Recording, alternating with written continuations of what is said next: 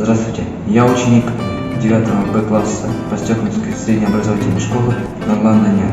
И сегодня я хотел с вами поговорить о IT-профессии. Сейчас мы дадим слово нашей учительнице по информатике Сабаге Юрьевне. Прежде всего, IT-специалист должен знать английский язык в сфере информационных технологий и предмет математику. Список полезных качеств, хорошую память, умение находить логическую взаимосвязь, учиться придется всю жизнь. Преимущества: хорошая зарплата, востребованность на рынке труда, работа удаленно. В общем, в США профессия айтишника стала набирать популярность еще в 80-х годах прошлого века. В России первые айтишники стали появляться после перестройки. При этом они сразу начали набирать обороты на Западе. Каждая уважающая себя компания стремилась получить айтишника из России. Сейчас аналитики признают, что сфера информационных технологий является самой перспективной и быстро развивающей в Австралии.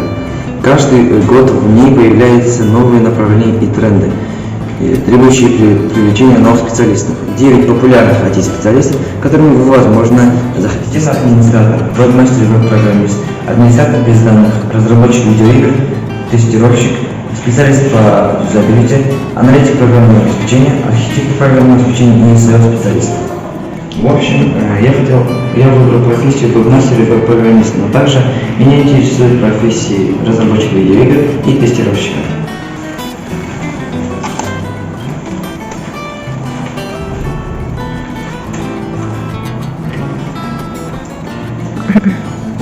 Профессия веб-мастера и веб-программиста состоит в том, что эти ребята занимаются разработкой и поддержанием работы сайта. То есть, если организация или частное лицо хочет иметь собственный сайт, необходим именно веб-мастер. Для широкого функционала сайта заказчикам может потребоваться целая команда разработчиков, но с небольшими кейсами можно справиться и в одиночку. Обязанность IT-специалиста состоит в том, что он должен разработать структуру и логику сайта. Для этого в некоторых случаях ему может потребоваться знание языков программирования и графических редакторов. Поддерживать работу уже существующих сайтов нужно во всех крупных организациях. При этом написание сайта с нуля под ключ – это, как правило, проектная работа. За поддержание действующего сайта в офисе вам в среднем заплатят 200 тысяч тенге. При этом за создание одного нового портала вы можете заработать до 120 тысяч. Но главной проблемой остается поиск заказчика. Тестировщик. Специалист-тестировщик занимается тестированием компонента или системы.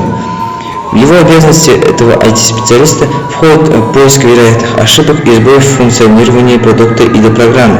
Тестировщик создает модели различных ситуаций, которые могут возникнуть в процессе использования предмета тестирования.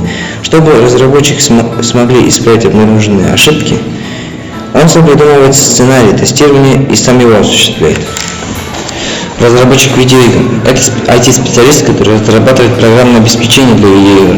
Разработчик игр может работать самостоятельно и взять на себя все задания, а может трудиться и в большой специализированной компании с разделением обязанностей между сотрудниками. Разработчик видеоигр должен уметь немало, особенно если он сам занимается и созданием программного кода игры, и его визуализацией, и дизайном. Ему постоянно нужно освежать знания, поскольку игровая индустрия не стоит на месте.